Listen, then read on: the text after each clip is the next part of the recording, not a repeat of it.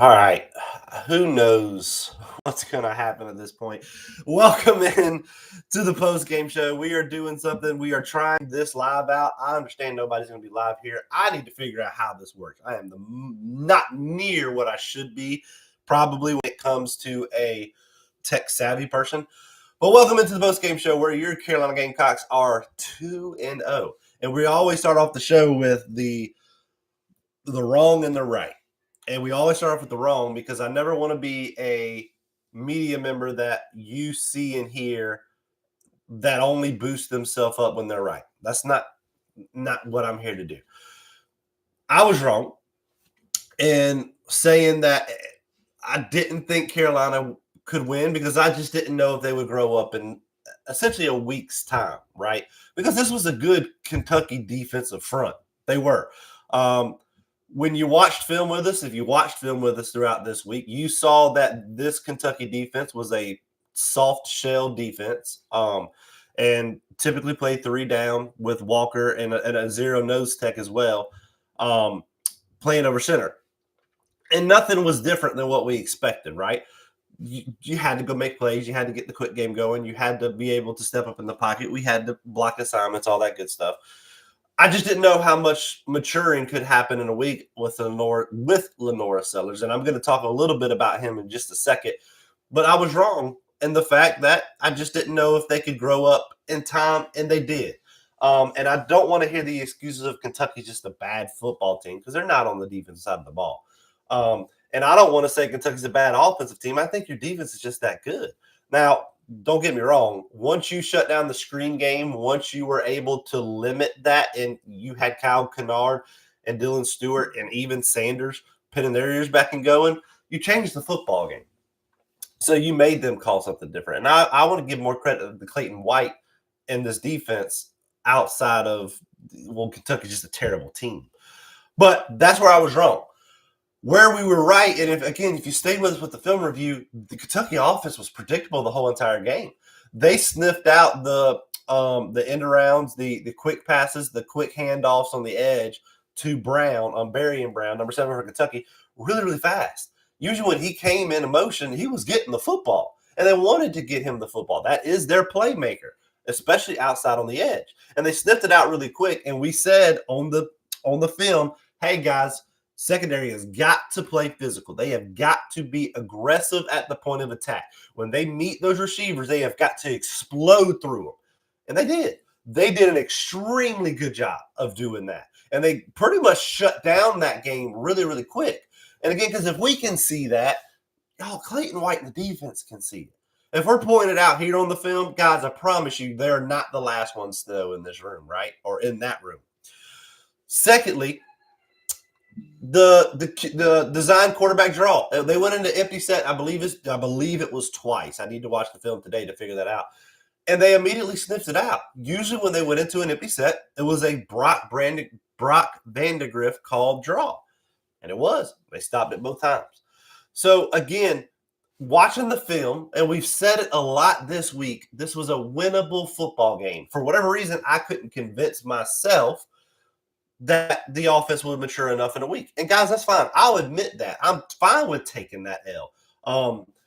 As I've said over on X or Twitter, whatever you want to call it as well, I'm okay with taking that L. The film said, though, this was a winnable game. We even put out an article saying this is a very winnable game for South Carolina. And we put out the 3 keys that had to happen. 1, Loggins and Sellers had to get it going. More so in the quick game. And to my understanding, the quick game still wasn't really there. Now, we had some quick little in curls, especially to Michael Smith, about 5-7 yards deep. We had 2 or 3 screens here or there. The quick game was there to an extent, but not what I thought it could have been. But a majority of the progression came from Sellers, and while he was still high on a couple of throws, he made some big boy throws yesterday. Forget what day it is. He made some big boy throws yesterday, guys. And he went from week 1 being a pocket scrambler to a pocket passer.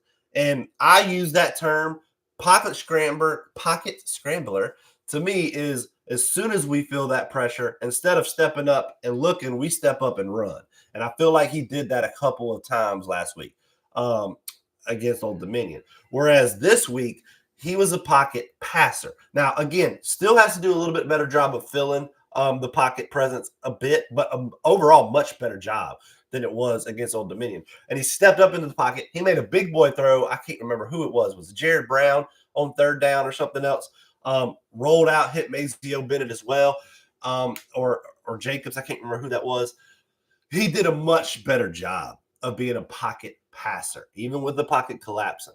So that has improved. That was one of the keys to the game. The second key to the game was secondary had to be physical. By God, the secondary was physical. When you can shut down a whole entire concept or game plan that a team has, yeah, I would count that as success. Check. We don't even have to talk about that anymore. And the third one was red zone miscues. Have to go score points. And outside of the one field goal that they had to settle for, they were very good in the red zone. If I'm not mistaken, they went 4 times, I believe, scored 2 touchdowns and a field goal. Those were the keys to win. So we had the keys. We knew that this was a winnable game. Just couldn't convince myself that the offense on the road in Lenore Sellers' first start would go that way. And by the way, first half, yuck. Disgusting. Shane Beamer even said it himself. Both offensive may have set college football back a while with how bad they looked. But I want to jump straight into that. That's your game recap. They did good. Your offense grew, especially in the second half. Your defense has continued to show you can rely on this defense, guys. And that should make you feel pretty daggone good. But on to the next topic at hand that I'm sure this is going to go over lovely with Carolina fans. Offensive play calling was never the issue in this game. I know that's the scapegoat. I know that's who we want to go blame when everything's going wrong. But we never really want to give credit when it's going right. I didn't see a bunch of tweets or anything about how Dow Loggins did an extremely good job in the second half calling plays. But we saw in the first half, man, Dow Loggins still sucks, or whatever y'all were saying. I'm telling you now, play calling was not the issue. Again, I have no problems showing that on film either. As you guys know, we love film around here. A lot of the issues in the first half were miscues. Again, a holding call pulled you back before you could even get started. The second one, I believe it was a misthrow. The third one, Sellers went out for a series and Robbie had to go in. And I get it, guys. Sellers and Robbie have similar characteristics. Robbie has not been here as long as Sellers has. Sellers knows the playbook a whole lot more than Robbie Ashford. And there's nothing wrong with that. So I completely understand as a coach. Now you're having to get a second quarterback in the game and in a groove. And they did try to get him a quick pass real quick. He just slipped and he didn't make it, had to take off running. So with that, and then you finally get Sellers back in, and then you had some more penalties and another drop on third down and another blown assignment. The first half was nothing wrong with the play calling. Good luck play calling when you've got 2 holding calls that bring you back that don't have you on time. Good luck when you miss assignments. And again, it is a tough ask for Michael Smith to come all the way, or any tight end, to come all the way across the line and pick up a blitzing corner. Very tough ask, but it has to be done. That's not on the offensive play calling, guys. That's on execution. That's all it was. And nothing was going right for you in the first half, and you were still up, 10-6? We take that, right? And then the second half, the offense stopped shooting themselves in the foot. And what happened? By golly, they showed some life. They showed the ability to play football. Now, again, still a lot of people upset with running up the middle. And I get it. You might want to see it out on the edge a little bit more. But for me, and again, if you were here watching the film, I don't hate it because we told you that Kentucky likes extending those defensive ends. Instead of just sitting right there on the outside of the tackle, they're about 2 or 3 yards out sometimes, where it makes it a whole lot more difficult to get out there as a tackle. So wanting to run out to the edge isn't always going to be the best bet. Now, in a 3-3-5, you should be able to run out to the edge. That's primarily your goal and your target. But typically, when that edge is extended, you should be able to run to the A and the B gap. They just weren't. Now, Loggins did add a little wrinkle that I saw, and I'm going to pull that up on the film later this week. He put, I believe it was Simon in motion and put him right in the A gap, just right between the center and the guard. And a couple times it resulted in big plays. So offensive play caller was not the issue. The issue in the first half was Carolina shooting themselves in the foot with penalties, the quarterbacks having to be rotated out, and that's kind of it.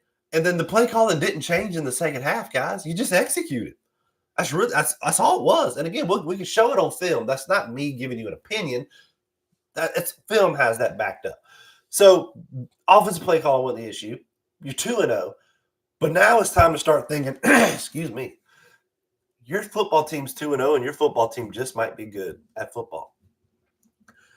You just might have to start believing that what Shane Beamer was saying is true. I know the doom and gloom fans. All fan bases have them, by the way. It is not just South Carolina. There's some people that just don't want to see Beamer succeed. There's some people that don't want to see Clayton White or Dow Loggins succeed. And if that's you, I don't know how you can consider yourself a fan. Whoever the coach of your football team is, you should want them to succeed, period. You should want to win. Your team is 2-0, and your offense is still progressing. They are still not where they can be. That's the part I want to stress to you right now. This offense is still growing. And if they can consistently play like the second half and continue to grow on top of what your defense already is, guys, it's a different football game. For every single team you line up against this year, it's a different football game. Now we head into LSU. It's going to be fun. A team that is beatable, especially when what we saw against Nicholas State and what we saw against Southern California.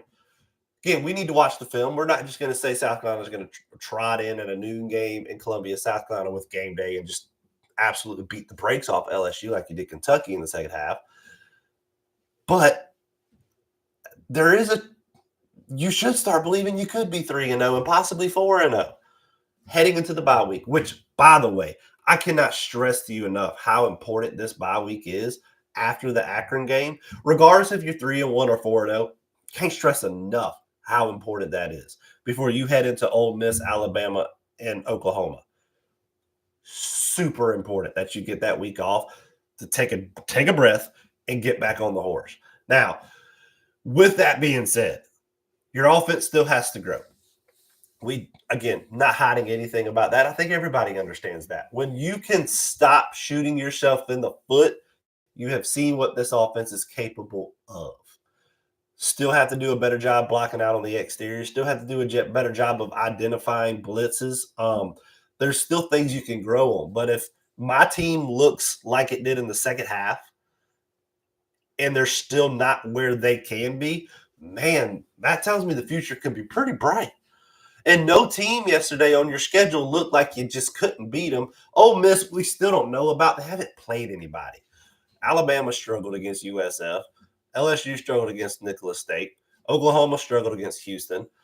And again, every single football game is different every single week. So we are not going to sit here and say, oh, yeah, that's 12-0 across the board. Not what I'm saying. What I'm saying is these are now football games that can make you think just a little bit, there are already some questions going into the game about some of these different teams and the quarterback play and all that good stuff and people losing to the transfer portal or people just being full of transfer portal players. Now it really makes you think. So especially seeing how Texas A&M played against Notre Dame at home and then Notre Dame going and losing to Northern Illinois, your schedule kind of opens up a little bit, makes you think. And that's why I think it's okay to start believing your football team just might be good. I think it's okay to start believing that Shane Beamer just might be right about everything. And it's okay to stop with the lazy narratives, me included. But we're going to watch some film this week. We're going to see just how good that defensive was. I believe that's what y'all voted for over on X on Monday. We're going to watch the offense, primarily the second half. And then we're going to watch the LSU offense and defense Wednesday and Thursday. And we're going to take it week by week, just like the football team takes it week by week. But that's it for us here. Y'all know, hopefully, I value your time. I try to get you in and out. I understand that a lot of people weren't able to join this live. I didn't really need you or want you to. I wanted to see how this figured out. So next time we do it, we can actually communicate and talk and go live. I just need to make sure it worked out. So again, that's it for us today over here on the Huddle Up Show. Your team is 2-0. You should celebrate. We'll look and see y'all Monday for the defensive film review. Y'all have a good one.